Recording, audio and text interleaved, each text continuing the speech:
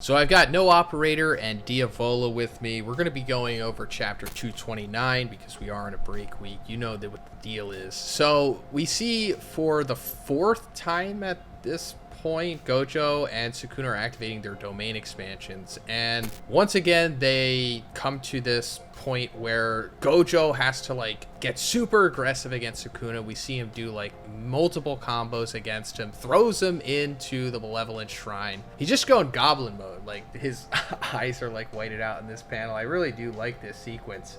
And it ultimately ends with both of the domains breaking once again. We see that Sukuna, the left part of his face, has been blasted by something. And we kind of saw that in the previous chapter as well, except it went through his torso. Now, we didn't know what he did before, and we'll get into that a little later because we do see Gojo stab him in the chest later on this chapter. But what is he hitting him with in the face here? I just assumed it was red or something. What do you think? I always just assumed that it was probably red he hit him with, most likely. When I first read it, I was like, oh, he hit the the Malevolent Shrine and he broke that. And then when you look at Sukuna, his face is burning, so maybe it has something to do with how the Malevolent Shrine's broken and actually relates to him in some aspect. But yeah, I really do just think when they were throwing hands, he was just using red, now that I look at it more. Yeah, it's completely possible it was red. I think it's really interesting because I think it's intentionally left to be vague, because obviously when Gojo's casting his domain, clearly the people that are watching from the TVs can't exactly see the fight inside, so it's kind of like they're on their edge of their seat waiting to see what happens. So I don't know exactly how Gojo did do this damage to his face, but one thing that I've noticed is Gege continues to show pretty much any injury that Sukuna's got in this fight as his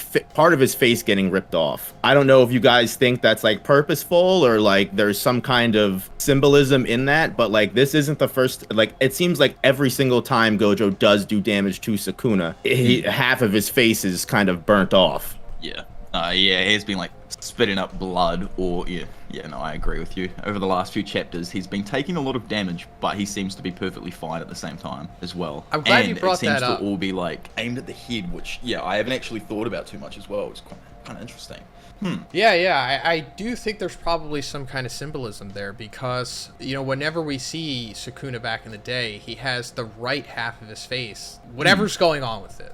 At first, it kind of looked like he had a mask on there, when we saw it on that one, I think it was 117's cover or whatever, but then, when we saw, Sukuna actually in the Heian era, it looked more so his face was morphed or something, kind of like a curse. So I do think there's some kind of symbolism there, and it probably goes into Sukuna's backstory. Yeah, and one thing we also got confirmed, at least in this section of the fight, is that Gojo is definitely, at least when it comes to hand-to-hand and physical combat, is definitely the superior sorcerer. Gojo at every turn has seemed to beat Sukuna. And just a little tidbit that I want to mention that I think is super cool is just the small little part where you can see Gojo is taking his finger and throwing it to the side. He's literally just whipping Sukuna around. He throws Sukuna into some of the ram skulls, and then he takes his hand and pulls him back and then just throws a punch at him. When it comes to physical combat, it seems like Gojo is definitely number one in stats when it comes to that.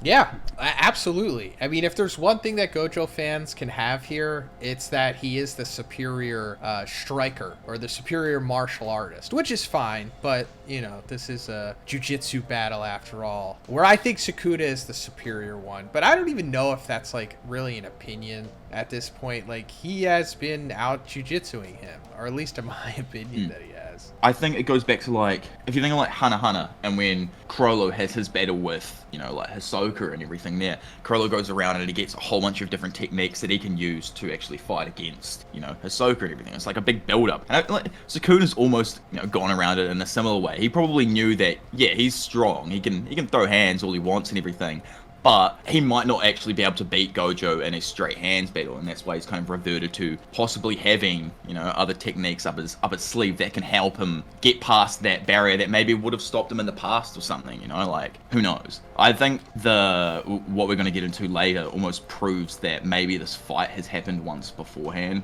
Well, obviously we know that, the Gojo family line has definitely fought against old Big M in the past, so I wonder if that there actually can correlate to this fight and he stays it's like adapted to the previous use of his technique, previous use of Gojo's technique from in the past. That's like how I immediately read the chapter. I'd like to know your guys' point of view on that kind of part there and everything, but I don't want to jump too far ahead. I know you probably want to speak a little bit about other stuff that happens beforehand.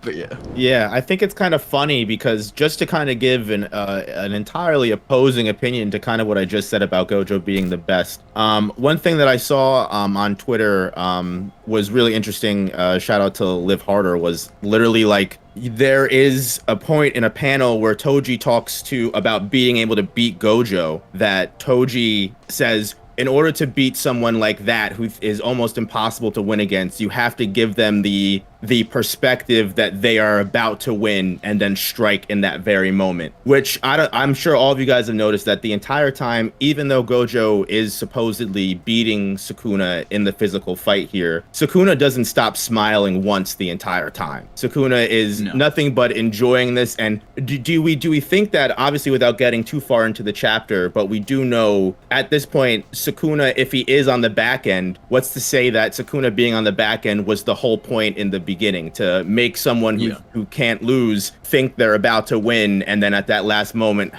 you fell right according to my plan this entire time. Yeah, I also think for a fact that Gojo is it's just narratively he's going to lose this fight. Every single chapter of the fight almost, it's ended on holy, Gojo's lost again, the nosebleed. The chapter beforehand with them getting cut up and ending there, it's just everything ends on this moment of is Gojo all right? Is he going to be able to continue fighting against Sukuna? And it's ended the exact same way again, even though Gojo has managed to inflict a lot of damage on Sukuna throughout this chapter here. It's still ended the same way. It's still pointing to the same conclusion in my eyes. So yeah, I agree, and I've been trying to say this, but I don't know, it's kind of hard to swallow for a lot of people, it seems, especially with the whole fraud Sukuna crowd, which I think is a majority of My Hero refugees, to be honest, but that's a topic for another time. But I don't think Gojo has really done anything significant in this entire fight. It's kind of just him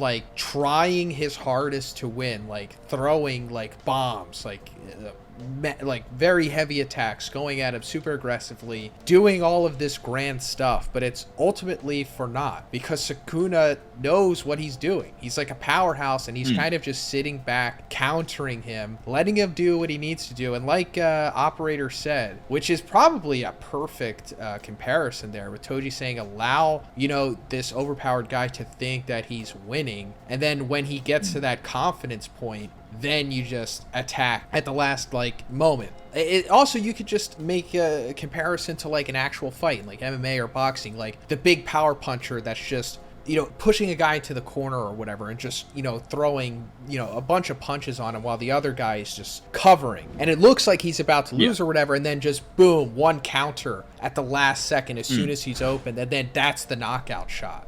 And I mean, it's not happening here exactly with Maharaga, but it's pushing him into kind of a checkmate position.